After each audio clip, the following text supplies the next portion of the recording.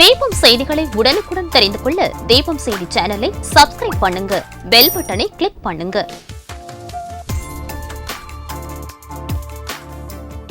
ராஜா theatre சிக்னலில் இருந்து முதல் நகை கடை, 100 வருட தங்க சாம்ராஜ்யம் உங்கள் சிவவல்லி விலாஸ் ஜுவல்லர்ஸ், நம்பர் 259, நேரு வீதி, புதுச்சேரி. வணக்கம். முக்கிய செய்திகள். பாவேந்தர் பாரதிதாசனின் 134வது பிறந்த நாள். திருவுருவச் சிலைக்கு அரசு சார்பில் ஆளுநர் கைலாஷ்நாதன், முதலமைச்சர் ரங்கசாமி ஆகியோர் மாலை அணிவித்து மரியாதை. நீண்ட இடுபறிக்கு பிறகு கடைகள் இன்றி புதுச்சேரி புதிய பேருந்து நிலையம் ஏப்ரல் 30 திறப்பு. முன்னேற்பாடுகள் குறித்து உள்ளாட்சித்துறை இயக்குநர் அதிகாரிகளுடன் ஆலோசனை. புதுவை மின்கட்டண ஆலோசனை கூட்டத்தில் அதிகாரிகள் ஹிந்தியில் பேசியதற்கு சமூக அமைப்பினர்கள் எதிர்ப்பு. வாக்குவாதத்தில் ஈடுபட்டதால் பரபரப்பு. முதல்வர் வீடு மற்றும் ஜிப்மர் மருத்துவமனைக்கு மீண்டும் வெடிகுண்டு மிரட்டல். மோப்பனாய் உதவியுடன் வெடிகுண்டு நிபுணர்கள் தீவிர சோதனை. பாஜக பிரமுகர் கொலை வழக்கை சிபிஐக்கு மாற்ற வேண்டும். முன்னாள் முதலமைச்சர் நாராயணசாமி வேண்டுகோள். மணவெளி தொகுதியில் 45 லட்சம் மதிப்பீட்டில் வாய்க்கால் தூர்வாரும் பணிகள் சபாநாயகர் செல்வம் துவக்கி வைத்தார். இனி விரிவான செய்திகள். பாவேந்தர் பாரதிதாசனின் 134வது பிறந்த நாளையொட்டி புதுச்சேரியில் அவரது திருவுருவச் சிலைக்கு ஆளுநர், முதலமைச்சர் ஆகியோர் மாலை அணிவித்து மரியாதை செலுத்தினர். பாவேந்தர் பாரதிதாசனின் 134வது பிறந்தநாள் விழா புதுச்சேரி அரசு செய்தி மற்றும் விளம்பரத்துறை சார்பில் கொண்டாடப்பட்டது. இதையொட்டி புதுச்சேரி சட்டப்பேரவை அருகே உள்ள அவரது திருவுருவச் சிலைக்கு துணைநிலை ஆளுநர் கைலாஷ்நாதன், முதலமைச்சர் ரங்கசாமி, சபாநாயகர் செல்வம், அமைச்சர்கள் லட்சுமி நாராயணன், திருமுருகன், சாய் சரவணகுமார் மற்றும் சட்டமன்ற உறுப்பினர்கள் ஆகியோர் மாலை அணிவித்து மலர்தூவி மரியாதை செலுத்தினர்.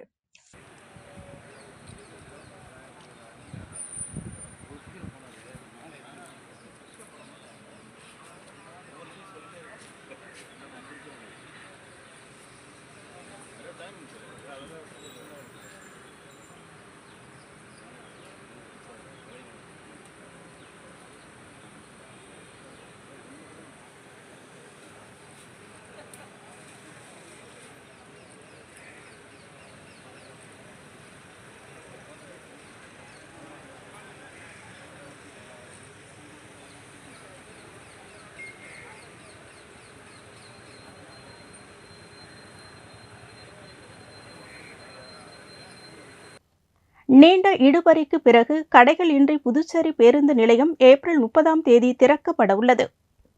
நீண்ட இழுபறிக்கு பிறகு கடைகள் இன்றி புதுச்சேரி புதிய பேருந்து நிலையம் திறக்கப்பட உள்ளது.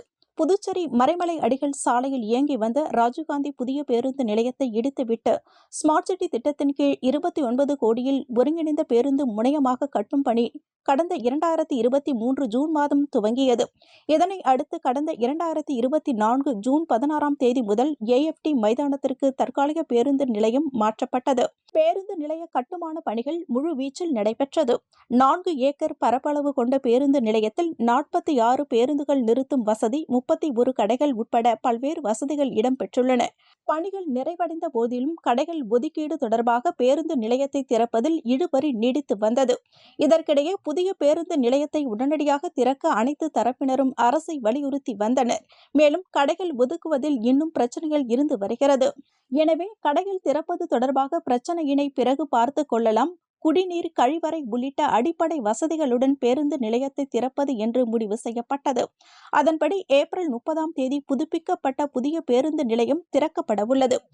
மின்கட்டண ஆலோசனை கூட்டத்தில் அதிகாரிகள் ஹிந்தியில் பேசியதற்கு சமூக அமைப்பினர்கள் எதிர்ப்பு தெரிவித்து வாக்குவாதத்தில் ஈடுபட்டதால் பரபரப்பு ஏற்பட்டது. புதுச்சேரியில் 2025-26 முதல் 2029-30 வரையிலான 5 ஆண்டு காலத்திற்கு மின் கட்டணத்தை நிர்ணயிப்பது தொடர்பாக பொதுமக்களின் கருத்துக்கள் கேட்பு கூட்டம் லபோர்த் வீதியில் உள்ள தனியார் ஹாலில் நடைபெற்றது. இதில் சட்டமன்ற உறுப்பினர் நேரு மற்றும் பொதுமக்கள், சமூக அமைப்பினர்கள் ஆகியோர் கலந்து கொண்டனர். அப்பொழுது அதிகாரிகள் ஹிந்தியில் பேசியதற்கு சமூக அமைப்புகள் வாக்குவாதத்தில் ஈடுபட்டனர். கருத்து கேட்பு கூட்டத்தில் கலந்து கொண்ட பெரும்பாலான அதிகாரிகள் ஹிந்தி மொழி பேசினர். மேலும் சமூக ஆர்வலர்களுக்கும் பொதுமக்களுக்கும் கொடுக்கப்பட்ட குறை கேட்புக்கான கடிதம் ஆங்கிலத்திலும் ஹிந்தியிலும் இருந்தன. இதற்கு அனைவரும் எதிர்ப்பு தெரிவித்தனர். தமிழில் ஏன் கொடுக்கவில்லை என கேட்டதால் பரபரப்பு ஏற்பட்டது. தொடர்ந்து காவல்துறையினர் வாக்குவாதத்தில் ஈடுபட்டவர்களை சமாதானப்படுத்தினர். பொதுமக்கள் தமிழில் கூறுவதை மொழிபெயர்த்து சொல்ல அதிகாரிகள் இருப்பதாக கூறி அனைவரையும் சமாதானப்படுத்தினர். இதைத் தொடர்ந்து கருத்து கேட்பு கூட்டம் நடைபெற்றது.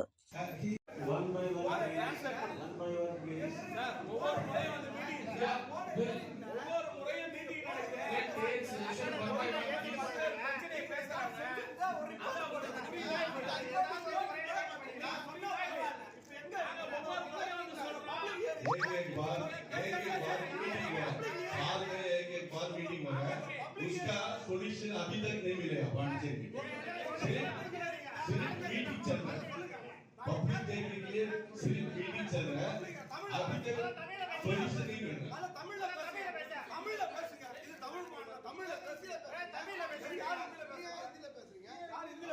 தமிழகத்தில் செயல்பட்டு வரும் ஸ்ரீ குமரன் தங்க நகை மாளிகை தற்போது அக்ஷய திருதியை அன்று புதுச்சேரி நேரு வீதியில் 2வது கிளை திறப்பு விழா நடைபெற்று சிறப்பு சலுகைகளுடன் தங்க நகைகள் விற்பனை செய்யப்பட உள்ளது.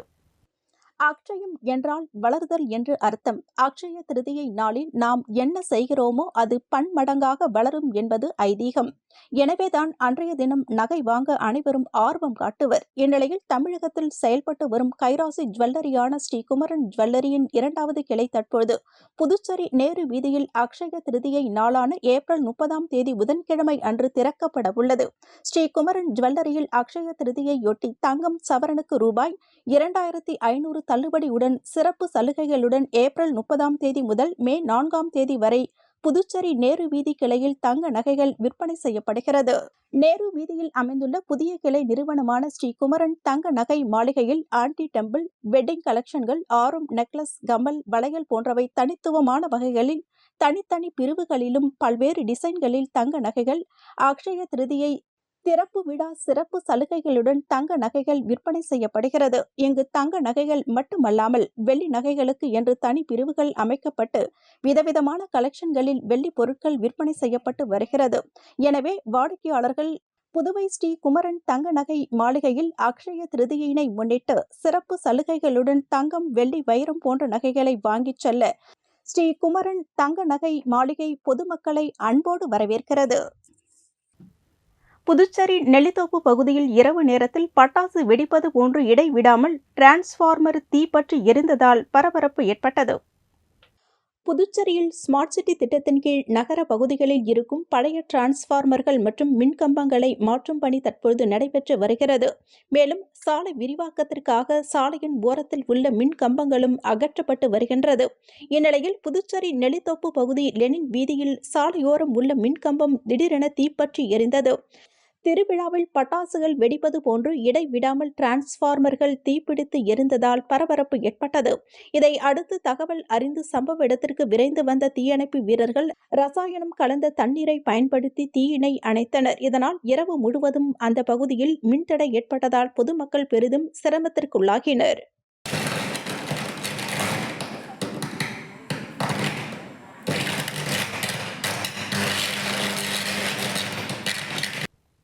நெட்டப்பாக்கம் கம்பன் அரசு மேல்நிலைப் பள்ளியில் நடைபெற்ற விழாவில் துணை சபாநாயகர் ராஜவேலு கலந்து கொண்டு மாணவர்களுக்கு புத்தகங்களை வழங்கினார். நெட்டப்பாக்கம் கம்பன் அரசு மேல்நிலைப் பள்ளியில் மாணவர்களுக்கு புத்தகங்கள் வழங்கும் விழா பள்ளி வளாகத்தில் நடைபெற்றது. பள்ளியின் துணை முதல்வர் ராஜசேகர் தலைமையில் நடைபெற்ற நிகழ்ச்சியில் நூலகர் கலியமூர்த்தி அனைவரையும் வரவேற்றார். துணை சபாநாயகர் ராஜவேலு கலந்து கொண்டு வாழ்த்துரை வழங்கி மாணவர்களுக்கு புத்தகங்களை வழங்கினார். நிறைவாக விரிவுரையாளர் கிருஷ்ணமூர்த்தி நன்றி உரையாற்றினர். மேலும் இந்த நிகழ்ச்சியில் உடற்கல்வி விரிவுரையாளர் குருநாதன், ஆசிரியர்கள் சக்திவேல், எழில்வேந்தன், வெங்கடேசன், புஷ்பராஜ், வரதராஜன் மற்றும் அலுவலக ஊழியர்கள் ஆகியோர் கலந்து கொண்டனர். இதற்கான ஏற்பாடுகளை பள்ளி நூலகர் கலியமூர்த்தி செய்திருந்தார்.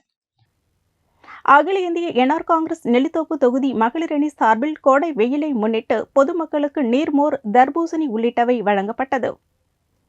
கோடை வெயிலில் வெப்பத்தை தணிக்கும் பொருட்டு மக்களின் நலனை கருத்தில் கொண்டு அகில இந்திய என்ஆர் காங்கிரஸ் நெல்லித்தோப்பு தொகுதி மகளிர் அணி சார்பில் பெரியார் நகர் பள்ளிவாசல் தெருவில் மாநில பொதுச் செயலாளர் NSJ ஜெயபால் வழிகாட்டுதலின்படி மாநில மகளிர் அணி தலைவி ரேவதி பர்குணம் ஒப்புதலோடு முன்னாள் சேர்மன் மற்றும் தொகுதி பொறுப்பாளர் சிவகாந்தன் தலைமையில் தொகுதி தலைவர் பாஸ்கர் முன்னிலையில் சட்டமன்ற உறுப்பினர் சந்திர பிரியங்கா, மகளிர் ஆணைய தலைவி நாகஜோதி, முன்னாள் சேர்மன் மற்றும் மகளிர் மாநில பொருளாளர் சுந்தரி, முன்னாள் கவுன்சிலர் மற்றும் மகளிர் மாநில செயலாளர் ஆனந்தலட்சுமி, மகளிர் மாநில செயலாளர் ஜமிலாபி, செயற்குழு உறுப்பினர் சுசீலா ஆகியோர் கலந்து கொண்டு பொதுமக்களுக்கு நீர்மோர், தர்பூசணி, முந்தரி பழம் மற்றும் வெள்ளரிக்காய் ஆகியவற்றை வழங்கினர். விழாவிற்கான ஏற்பாடுகளை நெல்லித்தோப்பு தொகுதி மகளிர் அணி தலைவி வள்ளி மற்றும் பொதுச் செயலாளர் அந்துவானை மேரி மற்றும் துணைத் தலைவி தேவநிதி, தொகுதி நிர்வாகிகள், செயலாளர்கள் மற்றும் உறுப்பினர்கள் கலந்து கொண்டனர். பாவேந்தர் பாரதிதாசனின் பிறந்த நாளை முன்னிட்டு தமிழ் தேசிய பேரியக்கம் சார்பில் சாரம் அவைத்திடல் அருகில் பாவேந்தர் திருவுருவப் படத்திற்கு மாலை அணிவித்து மலர்தூவி புகழஞ்சலி செலுத்தப்பட்டது. பாவேந்தர் பாரதிதாசனின் பிறந்தநாளை முன்னிட்டு தமிழ் தேசிய பேரியக்கம் சார்பில் சாரம் அவைத்திடல் அருகில் பாவேந்தர் திருவுருவப் படத்திற்கு மாலை அணிவித்து மலர் தூவி புகழஞ்சலி செலுத்தப்பட்டது. தமிழ் தேசிய பேரியக்க புதுச்சேரி செயலாளர் வேல்சாமி தலைமையில் தமிழ் தேசிய பேரியக்க வடக்கு கிளை செயலாளர் சத்யமூர்த்தி, மோகன்தாஸ் பெர்னாட்ஷா, முருகவேல் முன்னிலையில் நடைபெற்ற இந்நிகழ்வில் நாம் தமிழர் கட்சி புதுச்சேரி மாநில துணைத் தலைவர், தொழிற்சங்க தலைவர் ரமேசு, புதுவை எழுத்தாளர் கழக செயலாளர் ஐயா, புதுவை தமிழ்நெஞ்சன், தமிழ் தேசிய உணர்வாளர் கார்த்திகேயன், ஆறு செல்வன், ஆதவன் உள்ளிட்டோர் பங்கேற்று மலர் தூவி புகழ் வணக்கம் செலுத்தினர். புதுவை துப்புரவு பணியாளர்களுக்கு சமூக சேவகர் செல்வ கணேசன் நலத்திட்ட உதவிகளை வழங்கினார்.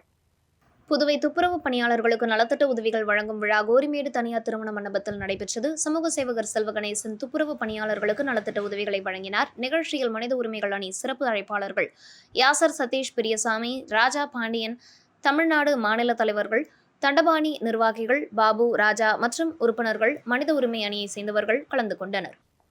பாரதிதாசன் அறக்கட்டளை சார்பில் பாவேந்தரின் பிறந்த நாளை முன்னிட்டு நடைபெற்ற கவியரங்கத்தில் கலந்து கொண்டவர்களுக்கு சட்டமன்ற உறுப்பினர் VP ராமலிங்கம் சான்றிதழ்களை வழங்கி பாராட்டினார். புதுச்சேரியில் புரட்சி கவிஞர் பாவேந்தரின் 135வது பிறந்த நாளை முன்னிட்டு பாரதிதாசன் அறக்கட்டளை நடத்தும் பாவேந்தர் பெருவிழா 2025 கவியரங்கம் வள்ளலார் சாலையில் உள்ள தனியார் திருமண நிலையத்தில் நடைபெற்றது. புரட்சி கவிஞர் பாவேந்தர் பாரதிதாசனின் 135வது பிறந்த நாளை முன்னிட்டு 135 கவிஞர்கள் பங்கேற்கும் புதியதோர் உலகம் செய்வோம் என்ற தலைப்பில் கவியரங்கம் நடைபெற்றது. ஏராளமான கவிஞர்கள் கலந்து கொண்டு கவிதைகள் வாசித்தனர். பாரதிதாசன் அறக்கட்டளை தலைவர் முனைவர் கலைமாமணி கோ பாரதி தலைமையில் நடைபெற்ற இந்த விழாவில் சட்டமன்ற உறுப்பினர் VP ராமலிங்கம், புதுவை தமிழ் சங்க தலைவர் முத்து ஆகியோர் கலந்து கொண்டு கவியரங்கத்தில் கலந்து கொண்டவர்களுக்கு சான்றிதழ்களை வழங்கி பாராட்டினர்.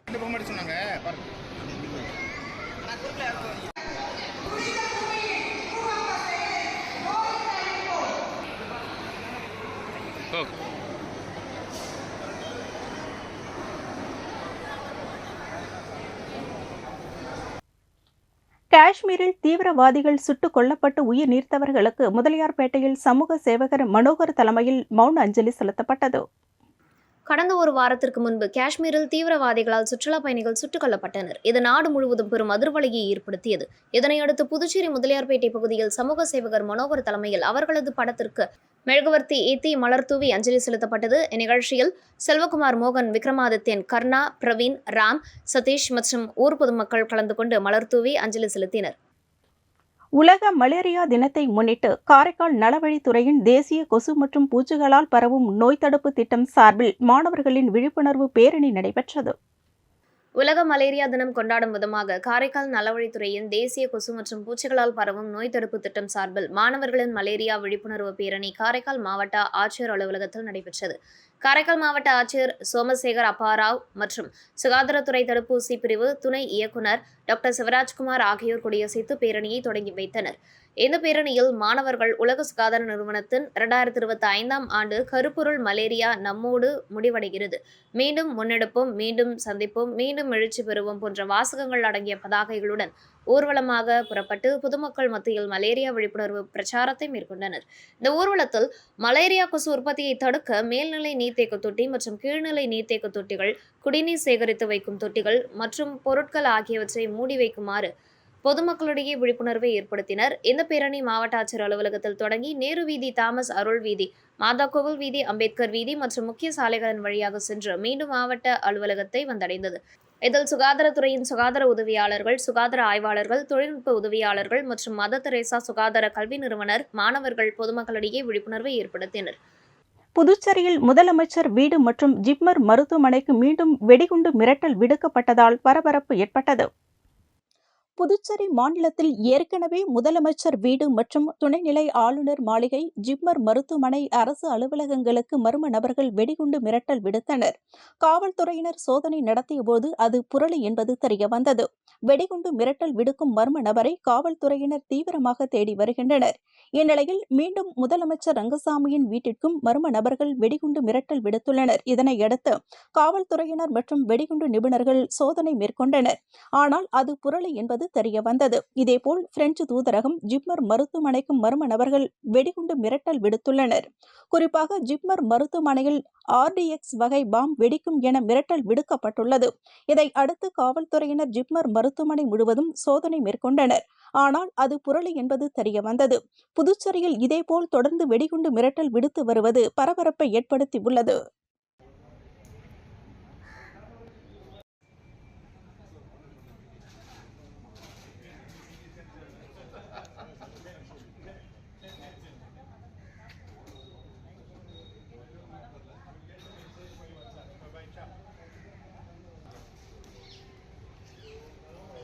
பாஜக பிரமுகர் கொலை வழக்கை CBIக்கு மாற்ற வேண்டும் என முன்னாள் முதலமைச்சர் நாராயணசாமி தெரிவித்துள்ளார். முன்னாள் முதலமைச்சர் நாராயணசாமி அவரது இல்லத்தில் செய்தியாளர்களை சந்தித்தார். அப்பொழுது அவர் கூறுகையில், புதுச்சேரியில் சட்ட ஒழுங்கு சீர்குலைந்துள்ளது. கஞ்சா உள்ளிட்ட போதைப் பொருட்கள் தாராளமாக நடமாடுகிறது. ரெஸ்ட்ரோ பார்கள் அதிக அளவில் உள்ளன. மாநிலத்தில் மக்கள் நிம்மதியாக தூங்க முடியவில்லை. தொடர்ந்து நில அபகரிப்பு, வீடு அபகரிப்புகள் சர்வ சாதாரணமாக நடைபெற்று வருகிறது. காவல்துறை இதற்கு துணை போகிறது. இதில் ஆளுங்கட்சி சேர்ந்தவர்கள் தலையீடு உள்ளது. பட்டப்பகலில் கொலைகள் நடக்கிறது. மக்களுக்கு பாதுகாப்பு இல்லை. புதுச்சேரியில் அனைத்து தரப்பு மக்களுக்கும் பாதுகாப்பு இல்லாத நிலைமை இங்கு உருவாக்கப்பட்டுள்ளது. பாஜக பிரமுகர் உமாசங்கர் கொலை திட்டமிட்டு படுகொலை என்பது தெரிய வருகிறது. இதில் அரசியல் பின்னணி இருக்கிறது. உமாசங்கர் கொலை வழக்கை புதுச்சேரி போலீசார் விசாரணை செய்தால் நியாயம் கிடைக்காது. முழுமையான விசாரணை நடைபெறாத நிலையில் SSP கலைவாணன் அரசியல் பின்னணி இல்லை என்று கூறுகிறார். அவருடைய பேட்டி அதிர்ச்சியை தருகிறது என்று தெரிவித்த நாராயணசாமி, இதற்கான காரணம் என்ன என்று அவர் கேள்வி எழுப்பினார். எனவே காவல்துறை பொறுப்பு வகிக்கும் உள்துறை அமைச்சர் நமச்சிவாயம் இந்த கொலைக்கு தார்மீக பொறுப்பேற்று ராஜினாமா செய்ய வேண்டும். நேர்மையான விசாரணை நடைபெற துணைநிலை ஆளுநர் தலையிட்டு இந்த வழக்கை CBIக்கு பரிந்துரைக்க வேண்டும் என நாராயணசாமி கேட்டுக்கொண்டார். உமாசங்கரை பொறுத்த வரைக்கும் அவரு பலமுறை காவல் நிலையத்தை அணுகி கேட்டிருக்கிறார். அதுக்கும் நடவடிக்கை எடுக்கல. இப்படி செய்ததற்கு காரணம் இந்த படுகொலைக்கு மிகப்பெரிய அரசியல் பின்னணி இருக்கு.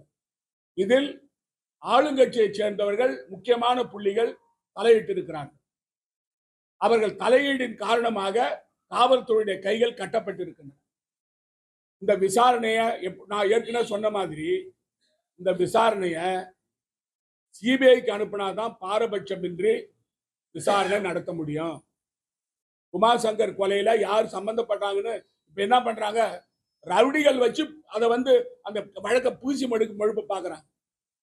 அரசியல் பின்னணி இல்லைன்னு சொல்லி காவல்துறைக்கு அழுத்தம் கொடுக்குறாங்க ஆளுங்கட்சியை சேர்ந்தவங்க. இது மாதிரி சூழ்நிலை இருந்தா நம்முடைய மாநிலத்துல அரசியல் கட்சி தலைவர்கள் யாருமே வெளியே நடமாட முடியாது. இந்த காவல்துறை இது மாதிரி பாரபட்சமா செயல்பட்டா மக்களுக்கு அரசியல்வாதிகளுக்கே பாதுகாப்பு இல்லைன்னா மக்களுக்கு எப்படி பாதுகாப்பு இருக்கும்? சரி, ஒரே ஒரு கேள்வி நான் கேட்கிறேன். 22ஆம் தேதியில இருந்து 26ஆம் தேதி வரைக்கும் காவல்துறை என்ன செய்யும்? காவல்துறை அமைச்சர் இதுக்கு பொறுப்பேற்று பதவி விலகணும். நமச்சிவாயம் அவர்கள் இந்த கொலைக்கு ஏற்கனவே சொன்னான், செந்தில்குமார் கொலைக்கு பதவி விலகணும்னு சொன்னான். இந்த கொலைக்கு பதவி விலகணும். காவல்துறை அமைச்சர் இது பொறுப்பேற்று ராஜினாமா செய்யணும். அதாவது 4 நாள் கொடுத்த கம்ப்ளைண்ட் பேர்ல எந்த நடவடிக்கை. அது மட்டும் இல்ல, இப்ப காவல்துறை பாரபட்சமா செயல்படுற காரணத்தினால இந்த வழக்கை CBIக்கு அனுப்ப வேண்டும் என்று நான் கேட்டுக்கொள்கிறேன். ஆளுநர் அவர்கள் தலையிடணும். ஏன்னா ஆளுநர் நேற்றைய தினம் காவல்துறை அதிகாரிகள் அழைச்சு பேசியிருக்காரு என்ற தகவல் எனக்கு வந்தது. ஆளுநர் அவர்கள் இதுல தலையிட்டு இந்த வழக்கை CBIக்கு அனுப்ப வேண்டும் என்று நான் கேட்டுக்கொள்கிறேன். மணவெளி தொகுதியில் மகாத்மா காந்தி தேசிய ஊரக வேலை உறுதி திட்டத்தின் கீழ் 100 நாள் வேலை திட்டத்தை சபாநாயகர் ஏம்பலம் செல்வம் துவக்கி வைத்தார்.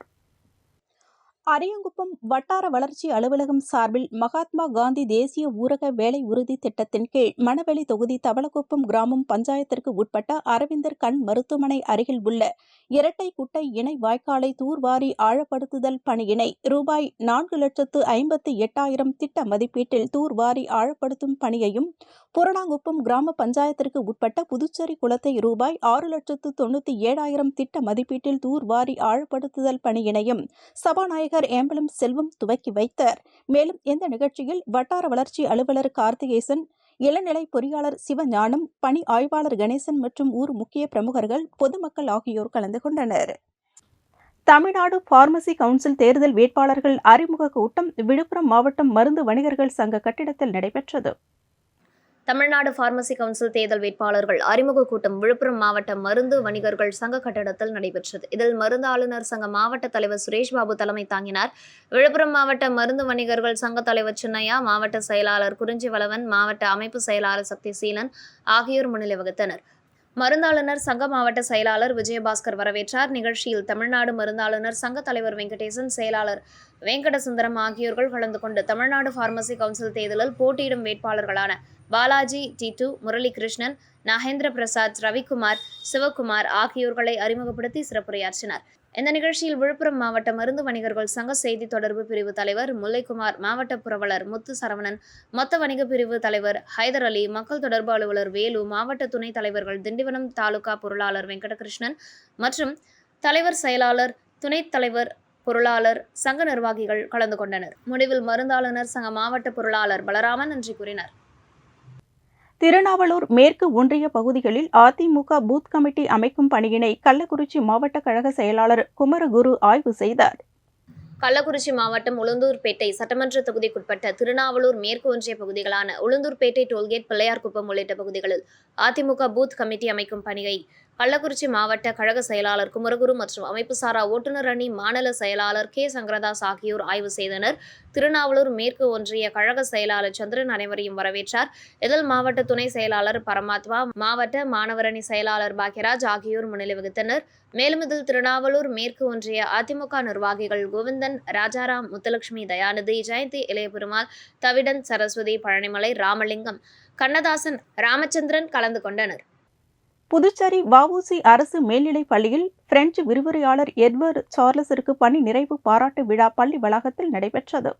புதுச்சேரி வ.உ.சி. அரசு மேல்நிலைப் பள்ளியில் பிரெஞ்சு விரிவுரையாளர் எட்வர்டு சார்லஸிற்கு பணி நிறைவு பாராட்டு விழா பள்ளி வளாகத்தில் நடைபெற்றது. நிகழ்ச்சியில் விரிவுரையாளர் ஜீடு அன்பழகன் அனைவரையும் வரவேற்றார். பள்ளியின் பொறுப்பாசிரியர் பத்மாவதி நிகழ்ச்சிக்கு தலைமை தாங்கி தலைமையுரையாற்றினர். பின்னர் விரிவுரையாளர் எட்வர்டு சார்லஸிற்கு பொறுப்பாசிரியர் பத்மாவதி சால்வை அணிவித்து பழத்தட்டு வழங்கி வாழ்த்து தெரிவித்தார். பள்ளி தலைமை ஆசிரியர் ஸ்ரீதர் விரிவுரையாளர் எட்வர்டு சார்லஸிற்கு சந்தன மாலை அணிவித்தார். பள்ளி ஆங்கில விரிவுரையாளர் பாமா எட்வர்ட் சார்லஸ் துணைவியார் மரிய தெரேசாவிற்கு சால்வை அணிவித்து வாழ்த்து தெரிவித்தார். பள்ளி விரிவுரையாளர்கள் கந்தசாமி, ரவிக்குமார், ராஜ்மோகன், கீதா, பிரியா ஆகியோர் விரிவுரையாளர் எட்வர்ட் சார்லஸை வாழ்த்தி பேசினர். பின்னர் விரிவுரையாளர் எட்வர்ட் சார்லஸ் ஏற்புரை வழங்கினர். பள்ளியின் விரிவுரையாளர் டேவிட் அனைவருக்கும் நன்றி கூறினர். நிகழ்ச்சியில் பள்ளியின் அனைத்து விரிவுரையாளர்கள், ஆசிரியர்கள், அலுவலக ஊழியர்கள் ஆகியோர் கலந்து கொண்டனர். வீடூர் ஸ்ரீ தர்மராஜா ஆலய அக்னி வசந்த விழாவை முன்னிட்டு 5ஆம் நாள் உற்சவம் கொண்டாடப்பட்டது. திண்டிவனம் ஸ்ரீ திரௌபதி அம்மன் சமேத ஸ்ரீ தர்மராஜா ஆலயத்தின் வசந்த விழா 5ஆம் நாள் உற்சவத்தினை முன்னிட்டு வண்ணமலர்கள் கொண்டு அலங்கரிக்கப்பட்ட ஸ்ரீ அர்ஜுன மகாராஜா மற்றும் ஸ்ரீ திரௌபதி அம்மன் ரம்யமாக பக்தர்களுக்கு காட்சியளித்தனர். தொடர்ந்து ஸ்ரீ அர்ஜுன மகாராஜா மற்றும் திரௌபதி அம்மனுக்கு பஞ்சமுக தீபாராதனை, கற்பூர ஆரத்தி காண்பிக்கப்பட்டது. தொடர்ந்து கோவில் உட்பிரகாரம் வலம் வந்து வண்ண விளக்குகளால் அலங்கரிக்கப்பட்ட வாகனத்தில் ஸ்ரீ திரௌபதி அம்மன் மற்றும் அர்ஜுன மகாராஜா பக்தர்களுக்கு காட்சியளித்தனர். இதில் பக்தர்கள் கலந்து கொண்டனர். தொடர்ந்து இரவு வீதி உலா நடைபெற்றது. நிகழ்ச்சிக்கான ஏற்பாட்டினை ஸ்ரீ திரௌபதி அம்மன் ஆலய 5ஆம் நாள் திருவிழா உபயதாரர்கள் செய்திருந்தனர்.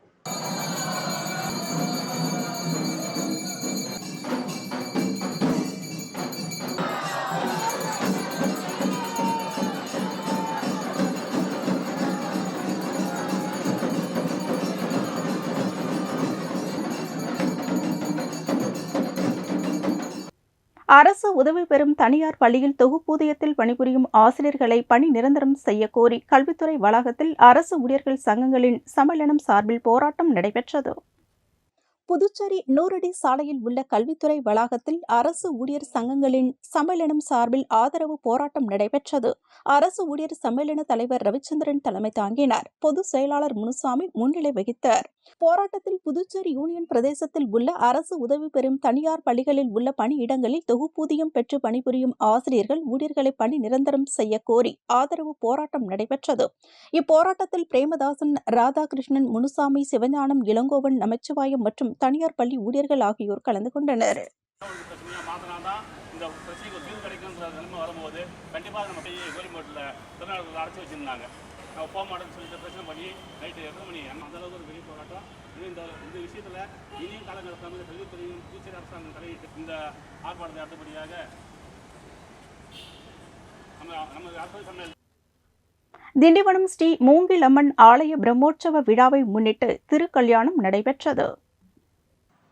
திண்டிவனம் ஸ்ரீ மூங்கில் அம்மன் ஆலய பிரம்மோற்சவ விழாவில் திருக்கல்யாணத்தை முன்னிட்டு ஸ்ரீ வனமலர்கள் கொண்டு அலங்கரிக்கப்பட்ட ஸ்ரீ சிவபெருமான் மணமகனாக மற்றும் ஸ்ரீ மூங்கிலம்மன் ஸ்ரீ பார்வதி தாயாராக அலங்கரிக்கப்பட்டு மணமக்களாக காட்சியளித்தனர். முன்னதாக தாம்பலம் மற்றும் மங்கள பொருட்கள் கொண்டு ஸ்ரீ மரகதாம்பிகை உடனுரை ஸ்ரீ திந்தீஸ்வரர் ஆலயத்திலிருந்து பக்தர்களால் கொண்டு வரப்பட்டன. மேலும் திருக்கல்யாண நிகழ்வுகள் கால்நடும் வைபவத்துடன் மற்றும் கலச பூஜை, காப்பு கட்டும் ஆகியவை நடைபெற்றது. தொடர்ந்து ஸ்ரீ பார்வதி தாயாருக்கு மங்கள நான் அணிவிக்கும் வைபவம் வெகு சிறப்பாக நடைபெற்றது. தொடர்ந்து வண்ண விளக்குகளால் அலங்கரிக்கப்பட்ட வாகனத்தில் ஸ்ரீ பார்வதி தாயார் மற்றும் ஸ்ரீ சிவபெருமான் மணக்கோலத்தில் பக்தர்களுக்கு காட்சியளித்தனர். இதில் பக்தர்கள் கலந்து கொண்டனர்.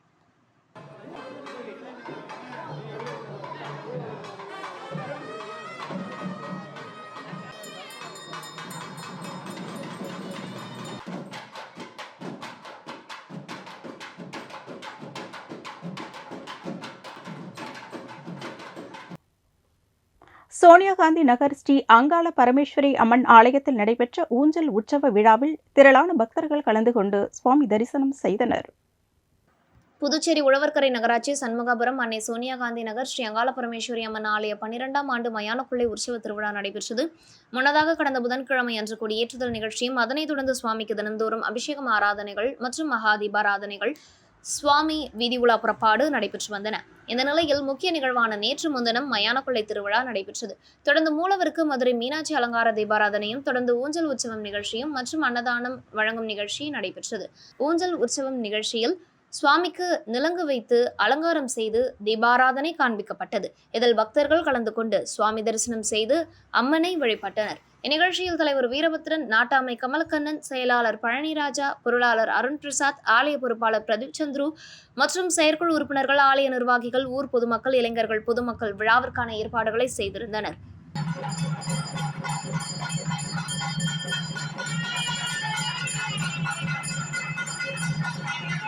இத்துடன் செய்திகள் நிறைவடைந்தன. வணக்கம்.